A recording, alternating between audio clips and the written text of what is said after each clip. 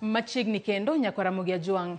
Jotend migepe ang'wen kod riwruok mar governance orem chopo e romo mar komiti mag od bura mochung'ne weche mag thieth ewi ng'anyo mar lakteche kuom thuolo machielo. Jotend migao mag thieth, omenda, jotich kod omenda duto ok ochopo e romo no kendo oro mana jogoro mongirore, gino mane omiyo komiti no chwalo nyime romo makawuono. Kaluwore gi mano, komiti mar thieth ogolo chik mondo jotend migepe go duto kod riwruok mar governance ochope nyimgi tarik 2 dwe mar 5 higani maonge leo. Kaka jafwambo marwa Chris Owino leronwa, jod bura oseyo riwruok mar governance COG kuom nyiso jopiny achaya bang' rem chopo e romono kawuono kata odoko ni thoth lakteche riyo e counties maggi. Kuom thuolo machielo, jatend migao mar thieth Susan Nahumicha, nyawadgi mar omenda Professor Njuguna Ndung'u kod riwruok mar governance COG odhanjo ne romo mag committees mag od bura ewi ng'anyo mag lakteche. Thank you very much. Honorable members and the secretariat. E romo mane okelo kanyakla komiti mar od bura mamalo kod mano mar Senate mochung'ne weche mag thieth, Nahumicha, Ndung'u, nyawadgi mar jotich Florence Bore, jakom duol mochung'ne jotich mag sirikal PSC kod nyawadgi mar duol mochung'ne ng'iyo osara mag jotich mag sirikal SRC duto ne ok ochopo e romo makawuono, gino mane onjao jo od bura. And Kenyans are looking upon us to have some reprieve, to have some solution to them, to their crisis. And if Parliament is not respected, we have in our standing orders, Chair, that we should invoke. Number one, to summon those who have not attended. Mr. Chairman, what these entities have shown to Parliament is contempt.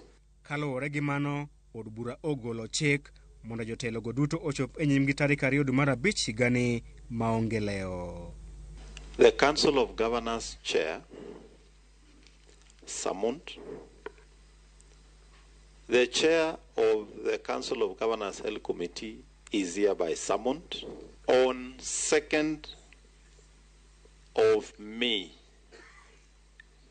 2024. Kata odoko ni thoth lakteche tiyo e bwo sirikal mag counties, riwruok mar governor COG bende oloko ng'ene romo makamano, wach mane onjao iye jo od bura mane neno okang' makamano kaka achaya ne od bura kod jopiny mawinjo matek kaluwore kod ng'anyo mag lakteche. The Council of Governors represents the governors, the 47 of them.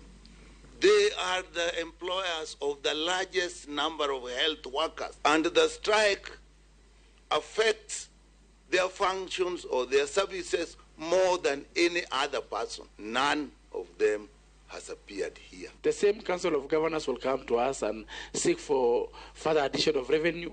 They'll come for us asking for budget, and at the moment when we want to discuss issue, they are claiming superiority. Moko kuom jokanyo mag komiti no motelne kod Senator ma Uasin Gishu Jackson Mandago kod jaod bura ma Endebess Robert Pukose obwogo mar chako chenro mar duoko weche mag thieth e bwo sirikal mamalo kaachiel gi waro pok mar omenda ne sirikal mag counties kuom nyiso od bura achaya.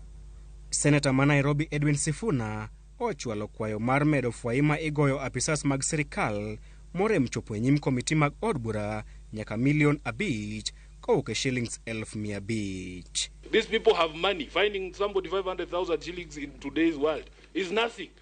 So we had enhanced the fine to 2 million shillings. When your bill on the summons comes to the National Assembly, we will actually raise the figure to 5 million. And we'll be able to make sure that there is arrest and even imprisonment for 6 months.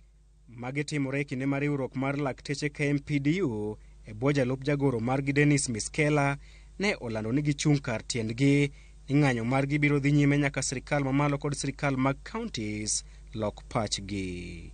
We are going to stay home despite the canes, the threats and everything. We will stay home until the government, both county and national, come from the strike that they began 7 years ago. Lakteche seyo sirikal kuom biro e mesa mar twak kod paro mopondo, gino magiwacho ni oserocho chenro mag chungo ng'anyo. Chris Owino, Ramogi TV, Nairobi. Riwruok mar jopuonje mar Kupeta kwayo piny owacho mondo